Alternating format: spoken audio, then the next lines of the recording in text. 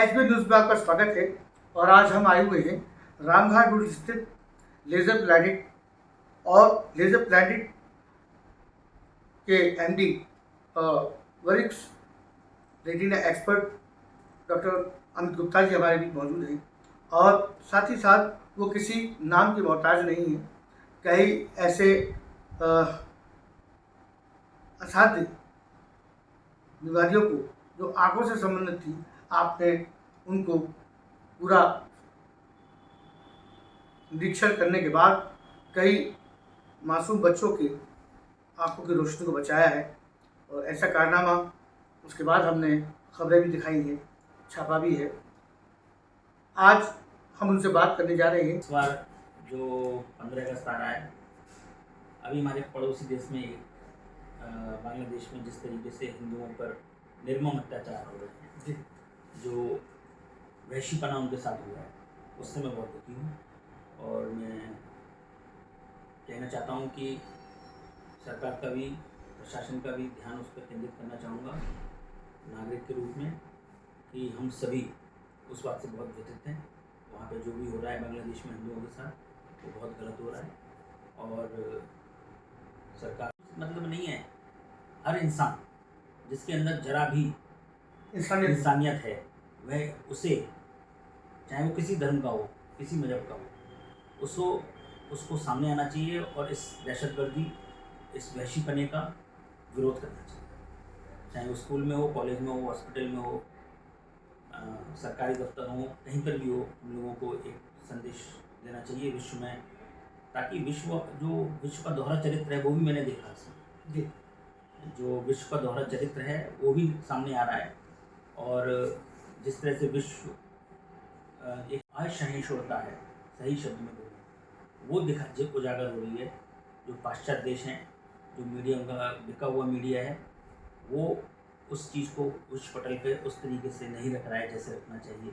चाहे United states पूरी जिम्मेदारी लेने के बाद, बिल्कुल यूनाइटेड स्टेट्स को भी जिम्मेदारी लेनी पड़ेगी, और जो भी जितने भी NGOs हैं उनको जिम्मेदारी लेनी पड़ेगी। जो आंसू बहाते हैं, जो मगरमच्छी आंसू बहाते हैं हर घटना के बाद, तो मैं उनसे भी आह्वान करना चाहूँगा कि आपको क्या हिंदुओं की वहाँ दुर्दशा नहीं दिखाई दे रही, आप लोग क्या कर रहे हैं? ये गंभीर विषय है सर, गंभीर विषय है और मैं इससे बहुत व्यथित हूँ। और मैं यही कहना चाहूँगा, अपने देश के नागरिकों को भी कहना चाहूँगा, स्वाधीनता दिवस आ रहा है, हमें एक प्रण लेना चाहिए। प्रण क्या लेना चाहिए? यह है कि एकता में ही शक्ति है। हमने बचपन में कहानी सुनी थी कि अगर एक एक लकड़ी को हम तोड़ेंगे तो आसानी से टूट जाएगी जी, और जब ये लकड़ियों का गुच्छा होगा तो कोई माइकल उसको तोड़ नहीं सकता। मैं यही कहना चाहता हूँ, एकता जी, मैं वही कहना चाह रहा हूँ। जिस तरह से हिंदू सनातन धर्म को जातियों में, वर्गों में विभाजित किया गया है, ये बहुत ही एक बड़ा षड्यंत्र है। ये अंग्रेजों की एक चाल थी, डिवाइड एंड रूल, वो अभी भी चल रहा है। और आज की भी कुछ राजनीतिक पार्टियां उसका फ़ायदा उठा रही हैं, जिससे हमारा जो देश का मेजॉरिटी है वो वीक हो रही है।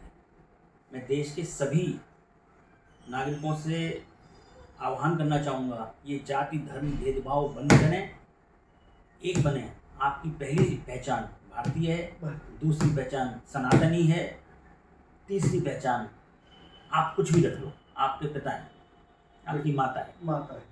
धर्म, मजहब और व्यक्ति, और स्पेशली अगर हम बात करें जाति की, जाति बाद में, इसलिए जाति में विभाजित ना हो, इन षड्यंत्रों में ना फंसे।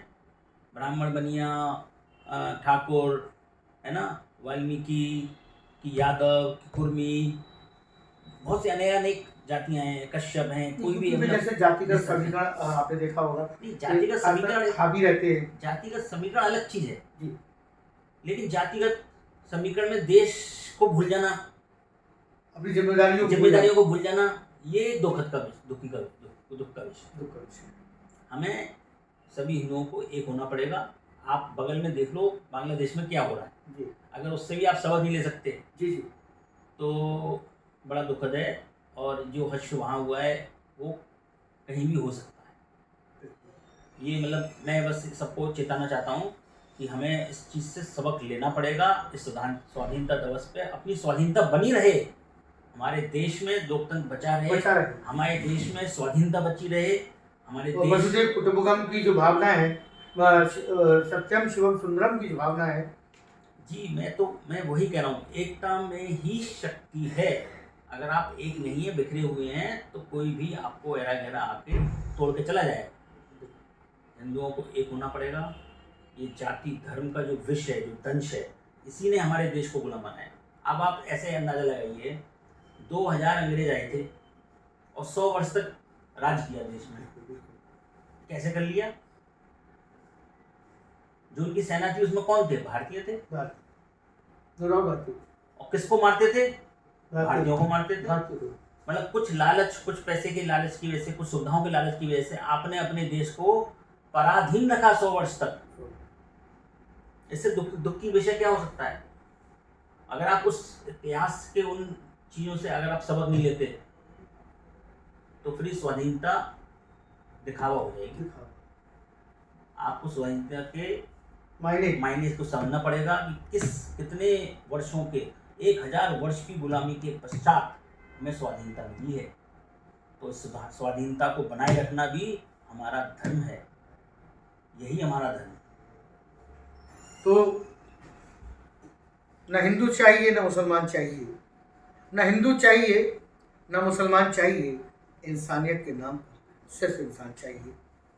उनका काम है एज सियासत जाने, उनका काम है एज सियासत जाने, हमारा पैगाम मोहब्बत है वो जहाँ तक पहुँचे। एक बार फिर से बहुत बहुत स्वागत है डॉक्टर साहब आपका आज के इस हमारे स्वतंत्रता दिवस की इस चर्चा में। आपका बहुत बहुत स्वागत है।